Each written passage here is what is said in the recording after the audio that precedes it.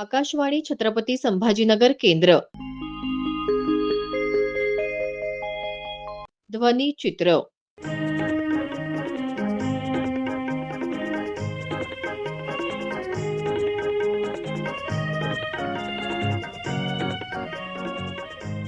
कैलासवासी श्रीमती सावित्रीबाई वामनराव जोशी पुरस्कार वितरण सोहळा यासह अरुणोदय सिकलसेल अॅनिमिया विशेष अभियानाबाबत दिलेल्या माहितीचा संपादित अंश आज आपण ध्वनिचित्र या कार्यक्रमात ऐकणार आहोत. कैलासवासी श्रीमती सावित्रीबाई वामनराव जोशी पुरस्कार पेरणी या साहित्य कृतीचे लेखक ज्ञानेश्वर कचरू गायके यांना कविवर्य प्राध्यापक डॉक्टर दासू वैद्य यांच्या हस्ते नुकताच प्रदान करण्यात आला. दासू वैद्य यांनी पेरणी या पुस्तकावर विशेष भाष्य केलं. ते म्हणाले, जसं ते दाजी पणशीकर नावाचे एक फार मोठे व्याख्याते होते. मी महाविद्यालयात असताना त्यांची आंबेजोगाईला खूप व्याख्यान ऐकलेली आहे आणि त्यांनी असं सांगितलं की महाभारत एक सुडाचा प्रवास. मला हे फारच असं वाटलं की यार खरंच आहे हे. मग त्यांनी सांगितलं की कसा सुडाचा प्रवास, पण एका वन लाईनर ज्याला म्हणतात त्याने ती पकडलं होतं. तसं मी परत प्रयत्न करत होतो की हा कविता संग्रह म्हणजे वन लाईनर काय असू शकते.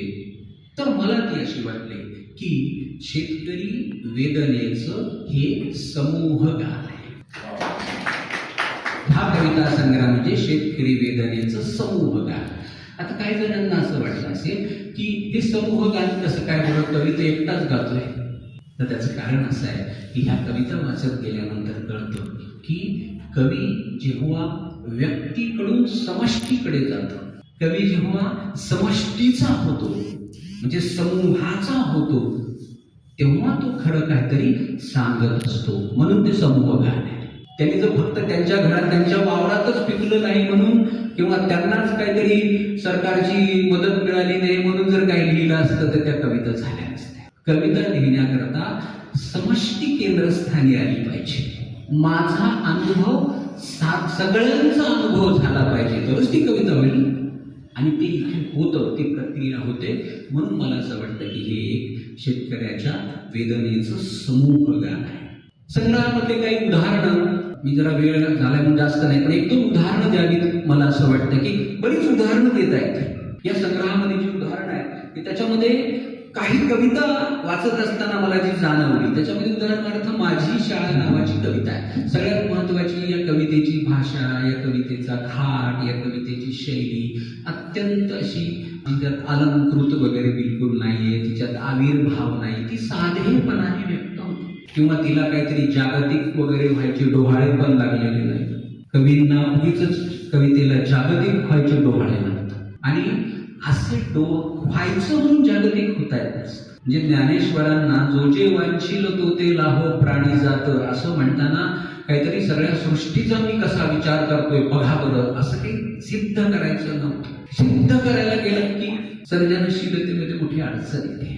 म्हणून अत्यंत साध्या पद्धतीनं सहज स्वाभाविक ते सांगतात. आता माझी शाळेसारखी कविता आहे, ही कविता मी वाचत होतो आणि माझ्या लक्षात आलं की सध्या सगळ्या गावोगाव शाळांची अवस्था अशी आहे. म्हणजे कशी आहे तर ती जी अवस्था होती की आमच्या जिल्हा परिषदेच्या शाळेला काय करावं, वर्गच नाही, छतच गळत, खिडक्याच गेल्या, अशी अवस्था नाही, त्याच्या पुढे गेली अवस्था. तर जी काही जिल्हा परिषदेची पडकी तोडकी शाळा होती ती पण शाळा आता बंद पडते आहे. म्हणजे जसं म्हणतो ना की नळाला पाणी गढूळ का होईना येतं, गढूळ तरी येतच नाही, हे किती वाईट आहे. गढूळ आलं तर आम्ही गाळून तरी घेऊ. तसं पडक्या का होईना शाळा होत्या, मराठी शाळा होत्या. आणि आता खेडोपाडी इंग्रजी शाळा निघाल्या, त्याच्या फ्रँचायझीज दिलेल्या छोट्या छोट्या खुर्द बुद्रुक गावामध्ये.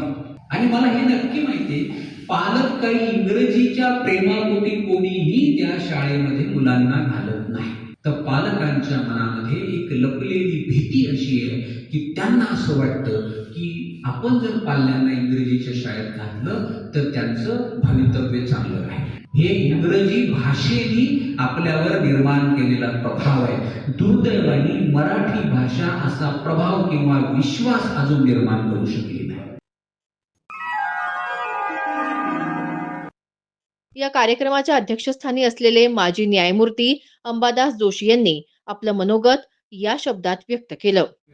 अभिनंदन. आणि वेगळं म्हणजे मुख्य वक्त्याने प्रत्येक कवितेचं परीक्षण करून व्याख्यान केल्याबद्दल त्यांचे व्यक्तिगत आभार. मी असं म्हणण्याचं कारण सांगतो की माझ्यावर एकदा असा प्रसंग आला प्रकाशनाला जाण्याचा, आणि गंभीर पुस्तक होतं भुजंगराव कुलकर्णींचं. पूर्ण वाचून गेलो आणि आधीच्या वक्त्यांनी माझ्या बसची वेळ होईपर्यंत भाषण केली. त्यामुळे विषयावर बोलतो आलं नाही, पण तुम्हाला वेळ पुरेसा मिळाला आणि अपेक्षेपेक्षा काही पटीने तुम्ही त्याला न्याय दिला, त्याबद्दल मी तुमचे विशेष आभार मानतो. आणि मी अजून एक गोष्ट मुद्दाम या ठिकाणी आमच्या रेकॉर्डमध्ये घेतील का नाही मला माहीत नाही, पण पुरस्काराच्या व्याख्यानांमध्ये ज्या पुस्तकाला पुरस्कार दिला त्या पुरस्काराच्या साहित्याचं तपशिलात वाचन करून त्याचं उत्तम निवेदन केलेलं हे 27व्या वर्षीचं पहिलं भाषण आहे. आता अजून एक कॉम्प्लिमेंट दासोबाईंना दिली पाहिजे. समीक्षक ज्यावेळेस प्रेमळ असतो आणि तो कवी असतो त्यावेळेस आजच्यासारखं भाषण होतं. एक अजून छोटीशी कॉम्प्लिमेंट ज्ञानेश्वरी तुम्हाला देतो. ते माझं निरीक्षण आहे आणि माझं मोनोपली निरीक्षण आहे आणि त्यांच्या निरीक्षणाला रस असण्याची शक्यता आहे. काव्य निर्मितीमध्ये पूर्वजन्मीच्या स्मृतींचा रिदम असतो, पण त्या रिदमला जर सूर आणि ताल बसायचा असेल तर या जन्मी केलेलं काम कामी येतं. आणि ते दासोबाईंनी व्यवस्थित सांगितलंय की किती कवींचा प्रभाव आहे. मी लोकांना उदाहरण म्हणून सांगतो की असं घडलं का की सगळं पूर्वजन्मीचं होतं म्हणून गदी माडगुळकर आकाशवाणीला जातात आणि कविता गाणं लिहून देतात. असं घडत नाही. पूर्वजन्मीच्या जोडीला या जन्मातली 30 वर्ष घातलेली तपश्चर्या आहे. आणि भाषिक सहाय्य आपला मेंदू आपल्याला जे करतो ना ते हे सगळे शब्द आज्ञाधारक सेवकाप्रमाणे कमरेतून वाकून समोर उभे असतात. घ्या माझा वापर करा. ही स्थिती तेव्हाच येते की ज्या वेळेस तुमची वाचिक समृद्धी ही त्या संपृक्त पातळीवर गेलेली असते. त्यामुळं हा पुरस्कार इन्स्टिट्यूट करताना काय त्या क्षणी 27 वर्षापूर्वी नक्की काय डोक्यात होतं हे मला या क्षणी सांगता येणार नाही, पण मला एक नक्की माहिती होतं की माझी आजी किती शिकली होती मला माहिती नाही, पण तिच्याकडनं ऐकलेले म्हणी ऐकून ऐकून ऐकणारा समृद्ध झाले असं मला वाटत होतं नेहमी. घरातली सगळी माणसं कशी काय शिकली बा? प्रत्येकजण वेळेवर उठला का नाही, अभ्यासाला बसला का नाही. म्हणजे मी गमतीने असं सांगायचो की आजी पोरं बसता आणि आजोबा ढोरं बसतात झोपण्यात. अशा कुटुंबामध्ये कोणी कधी विचारायला गेलं नाही किंवा मी तिला कधी काही वाचताना बघितलेलं नाही, पण तिची जी वाचिक समृद्धी होती ती माझ्या डोक्यात इम्प्रेशन टाकून गेली आणि म्हणून आजीच्या नावाने हा पुरस्कार सुरू केला गेला. पण आता कळतं की ते काय महत्व. अजून एक गोष्ट मला मुद्दाम सांगितली पाहिजे कारण आमचा श्रोता फार चोखंदळ आहे. इथे संभाजीनगरला एका पुस्तकाचं प्रकाशन झालं होतं. सॉक्रेटिसवर होतं. मी श्रोत्यांमध्ये होतो. कदाचित बोललो पण असेल चुकून काहीतरी. तर माझी अशी अभिव्यक्ती होती की सॉक्रेटिसलाच नाही तर आमच्या भाषेतल्या तुकारामाला सुद्धा मध्यस्थ करा.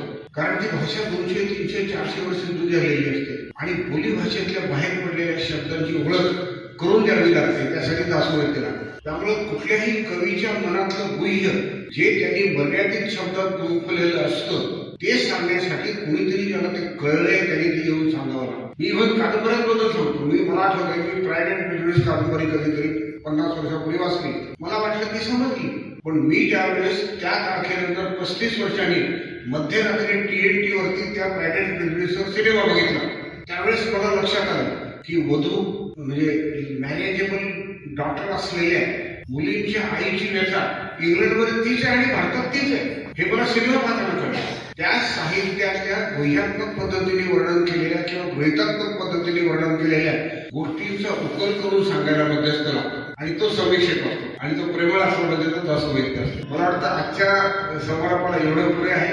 यापेक्षा मोठं अध्यक्षीय भाषण सहन करण्याची क्षमता तपासण्याची माझी इच्छा नाही. एवढं बोलायला मिळाल्याबद्दल याबद्दल मी सगळ्यांचा कृतज्ञ आहे. धन्यवाद जागा घेतो. परत एकदा अभिनंदन करतो आणि आधी चांगल्या कळणाऱ्या कविता तुमच्याकडे निर्माण होत असतात. नाही कळणाऱ्या शब्दाचं कारण सांगतो. मी एका कृषी मेळाव्यामध्ये बोललो. माझं माती पाणी हे माझा विषय. तर विजयाण्णा कोरडेंनी यादी केली आणि समारंभात सांगितलं की एवढे शब्द एखाद्या जजला वकिलाला मराठीतले हिंदीतले माहिती असतील हे पाहून मला आनंद झाला. ओळखीचे काय शब्द केले. म्हणून भाषा अभिजापासून पुरत नाही. तुम्ही संस्कृतचा विषय काढला ना म्हणून मी संस्कृत शिक्षकाचा सगळे विषय मांडला होता की संस्कृत ही देववाणी आहे. खोटे. संस्कृत ही भारतीय भाषांची जननी आहे. अज्ञान आहे. यत् प्रकृते प्रवर्तते तत् प्राकृत. जे सहज निघालेले आवाज आहेत ते प्राकृत आहेत आणि ज्याच्यावर अध्ययन करून संस्कार करून रिसर्च करून proven language faithful to the vocal cord that is Sanskrit. म्हणून ही अत्यंत प्रगल्भ भाषा त्याच्यावर केलेल्या प्रयोगांमुळे म्हणून त्याला अधिक अध्ययन असं माझं संस्कृत विषयासाठी मिळत होतं. हे भाषेच्या अभ्यासाचा विषय चिंतन करत जावं, वाचत जावं, ऐकत जावं, चांगल्यांचं ऐकत जावं आणि आपली समृद्धी वाढत जाते. छत्रपती संभाजीनगर जिल्ह्यात 15 जानेवारी ते 7 फेब्रुवारी दरम्यान अरुणोदय सिकल सेल ॲनिमिया विशेष अभियान राबवण्यात येणार आहे. याबाबत जिल्हा आरोग्य अधिकारी डॉक्टर अभय धानोरकर यांनी माहिती दिली.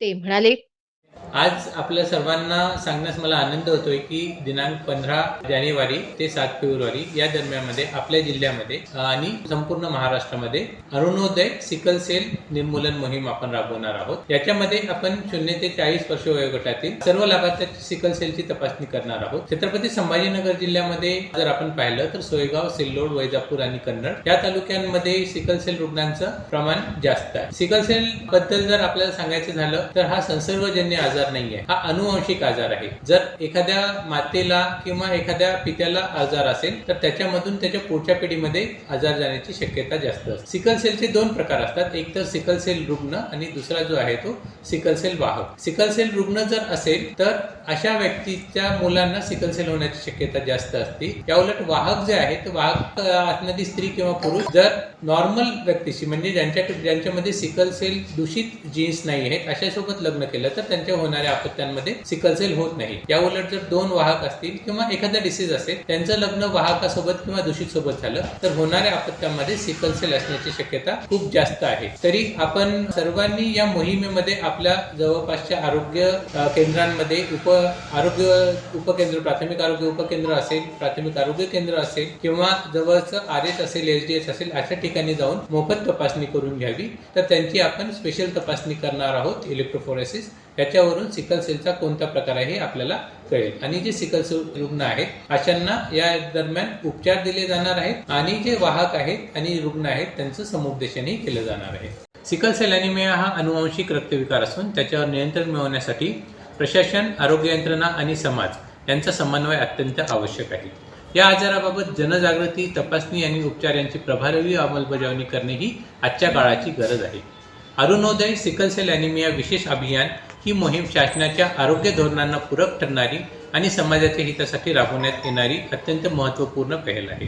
या अभियानाच्या माध्यमातून दुर्गम आणि आदिवासी भागांपर्यंत सिकल सेल तपासणी, समुपदेशन आणि उपचार सुविधा पोहोचवण्यासाठी आम्ही प्रयत्न करणार आहोत. मी सर्व संबंधित वैद्यकीय अधिकारी, आरोग्य कर्मचारी आणि आरोग्य यंत्रणा तसेच स्थानिक स्वराज्य संस्थांना आवाहन करतो की त्यांनी समन्वयाने काम करून या अभियानाची प्रभावी अंमलबजावणी करावी. तसेच सर्वांच्या संयुक्त प्रयत्नातून आपण सिकल सेल मुक्त, निरोगी व सक्षम समाज घडवू शकतो आणि आपल्याला सिकल सेल मुक्त छत्रपती संभाजीनगर घडवायचं आहे. या अभियानात योगदान देणाऱ्या सर्व घटकांचे मी मनपूर्वक अभिनंदन करतो आणि अशी अपेक्षा करतो की आपण सर्वजण या अभियानामध्ये सहभागी व्हाल आणि अभियान यशस्वी कराल. धन्यवाद. छत्रपती संभाजीनगर इथल्या आरोग्य उपसंचालक डॉक्टर कांचन वानोरे यांनी देखील या अभियानाबाबत माहिती दिली. त्या म्हणाल्या, सार्वजनिक आरोग्य विभागामार्फत दिनांक 15 जानेवारी ते 7 फेब्रुवारी 2026 या कालावधीत सिकलसेल रुग्ण व वाहक तपासणी विशेष अभियान राबवण्यात येत आहे. या अभियानामध्ये जिल्ह्यातील प्राथमिक आरोग्य केंद्र, उपकेंद्र, शासकीय रुग्णालये तसेच तपासणी शिबिरे यांच्यामार्फत मोफत सिकलसेल तपासणी उपलब्ध आहे. तपासणी ही सोप्या रक्त नमुन्याद्वारे केली जाईल. तरी मी आवाहन करते की सर्व नागरिकांनी याचा जास्तीत जास्त फायदा घ्यावा. धन्यवाद. ध्वनिचित्राचा हा कार्यक्रम आकाशवाणी छत्रपती संभाजीनगर केंद्राच्या प्रादेशिक वृत्त विभागाने सादर केला. सादरकर्ते समरजित ठाकूर, निर्मिती सहाय्य धनंजय ब्रह्मपूरकर.